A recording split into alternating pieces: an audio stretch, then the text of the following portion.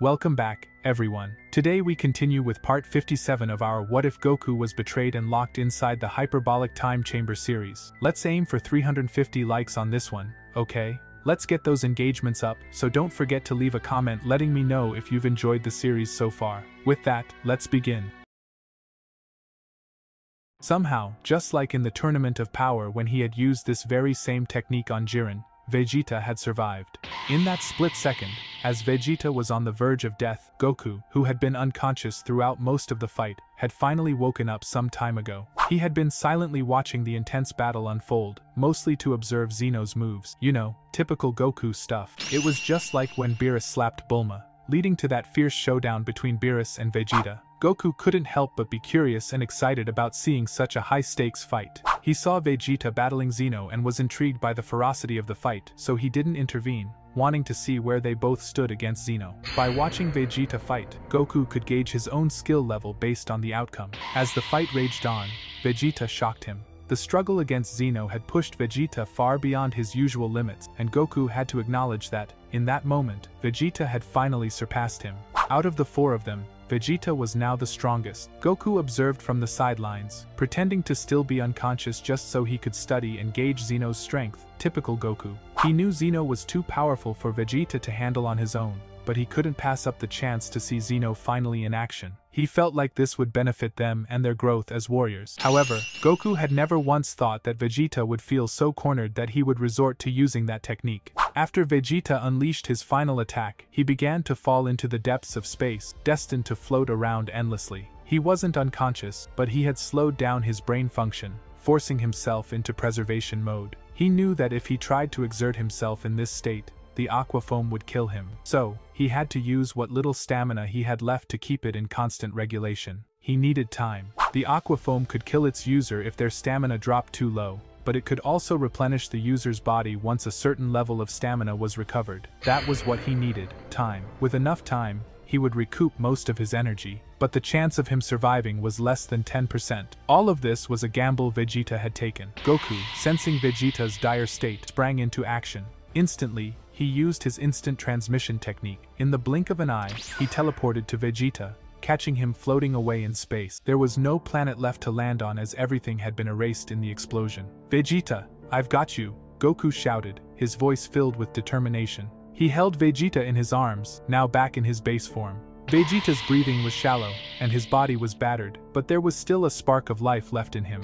Goku's eyes narrowed with focus. He knew he had to act quickly. Channeling the healing properties of his Super Saiyan God form, he enveloped Vegeta in a warm, red aura. The energy surged through Vegeta's body, revitalizing his organs and replenishing just enough life energy and stamina for him to survive. "Hang in there, Vegeta, you're going to be okay," Goku murmured, his voice soft but firm. The warmth of the Super Saiyan God energy flowed into Vegeta, and slowly, color began to return to his cheeks. Seconds later, Vegeta opened his eyes. His preservation mode had ended. He had enough energy his body needed. He was surprised, as he thought this would take at least 10 to 15 minutes, time he knew he did not have. After all, this was a fight to the death. There was no way Xeno would let him live after what he just did. Vegeta knew his final attack could not kill Xeno. However, he was hoping it hurt him badly enough that if he didn't survive, he could die knowing that he, Prince Vegeta, had wounded the king of all, the one who created everything. Just knowing that was enough for him to die comfortably. However, a part of him still wanted to live, even though his chances were slim. That was why he forced himself into preservation mode. The tension between Goku and Vegeta crackled like electricity. Vegeta had just realized he was in Goku's arms, cradled like a child. His eyes widened in shock, and he jumped out of Goku's embrace, his pride stinging. "What? Kakarot, what are you doing?" Vegeta's voice was laced with embarrassment and anger. "Never ever tell anyone about this, you hear me?" he shouted, his face flushing with humiliation. Goku laughed, placing his hands behind his head in his usual carefree manner. "There's nothing to be ashamed about," he said with a chuckle. He couldn't resist teasing Vegeta further and placed a hand on Vegeta's head, tousling his hair. "Son," he added with a mischievous grin. Vegeta snapped, "Kakarot, you," but then he caught himself. Despite his frustration, he owed Goku his gratitude. He took a deep breath and calmed down, his voice more composed. "My wounds are healed and my energy is back. Is this your doing, Kakarot?" Goku nodded. "Yes, I've given you some of my energy. Just enough to keep you alive." Vegeta stood up, now on his feet and levitating in the empty universe. He gave Goku a confident smile. "You fought well, Vegeta. You have surpassed me like you said you would," Goku said, a genuine smile spreading across his face. Vegeta's pride swelled, his expression fierce yet pleased. "What did you expect, you fool? I am the Prince of all Saiyans. Anything you can do,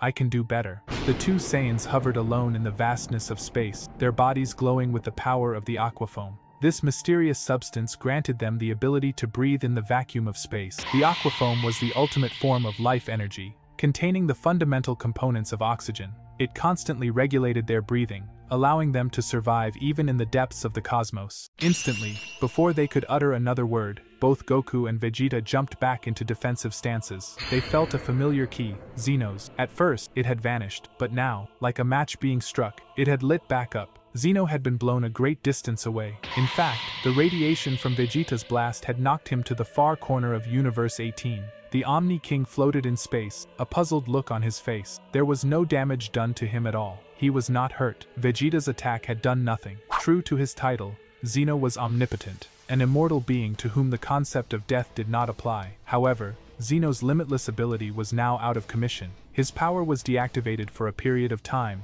exactly 2 hours. This was because Vegeta's final explosion had erased all the space that existed within Universe 18. This was vital for Xeno's limitless ability, as it required space to distort and manipulate in order for it to work. But since there was no more space, Xeno's ability wouldn't take effect. However, space would return, as it was created as a result of matter, which still existed in the universe. Matter could not truly be destroyed, so in 2 hours, space would return. "That monster," Vegeta muttered, wanting to believe that his plan had worked, but he knew better. He knew that at his current strength, there was no way he could have defeated a being like Xeno. However, he was hoping that the attack would hurt him, keeping him down for the next 10 to 15 minutes, just until he had recovered enough to escape. Well, that was his plan before Goku had healed him.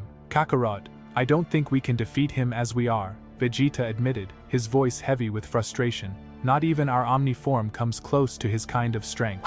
"I know," Goku replied, his mind racing.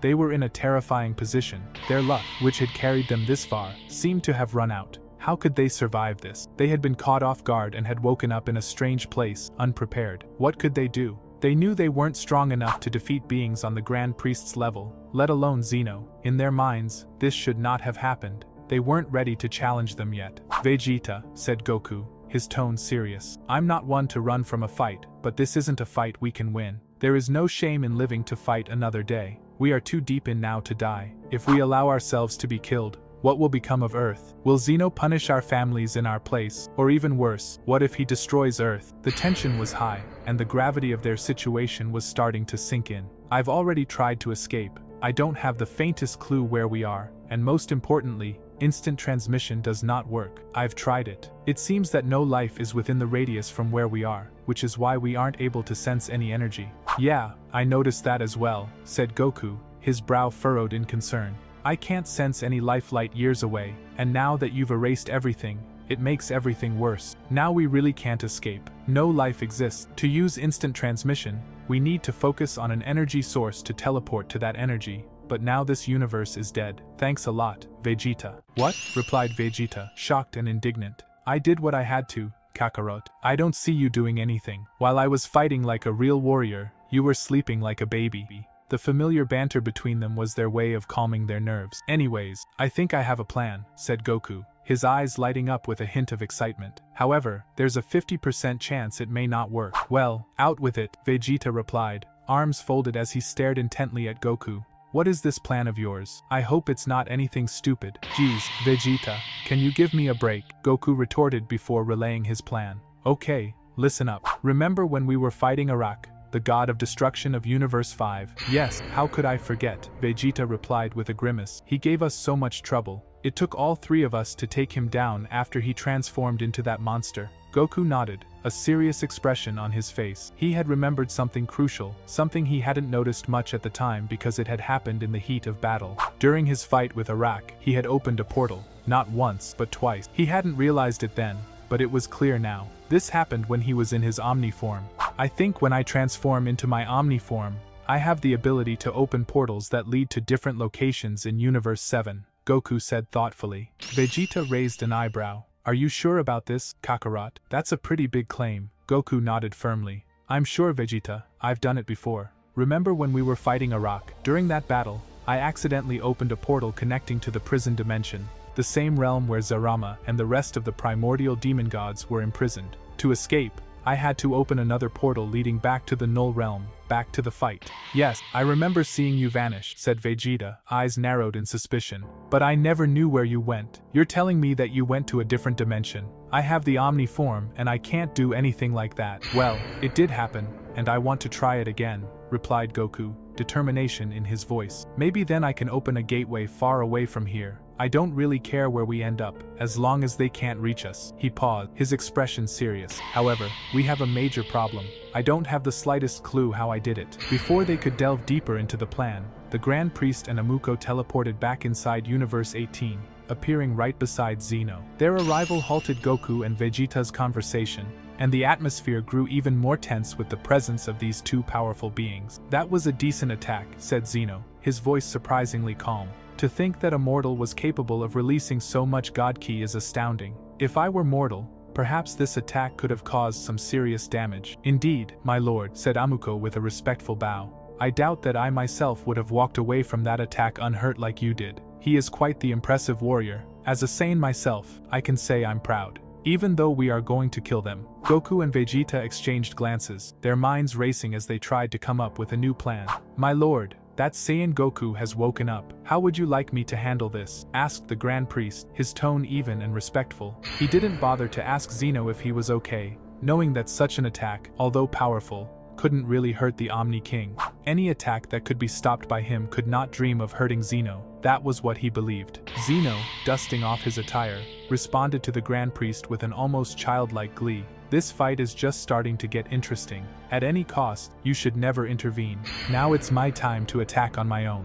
Get ready, Saiyan. Playtime is over, he said, his voice carrying a chilling seriousness. Using his omnipresence ability, Xeno appeared instantly in front of Vegeta. The Saiyans couldn't even detect Xeno's approach, as his ability allowed him to appear anywhere in the multiverse instantly, without the need to sense ki or energy. If he willed it, then so it would be. What? Vegeta exclaimed as both he and Goku jumped in total shock. They had never sensed his arrival at all. When did he? Vegeta began. But before he could finish his sentence, reality changed.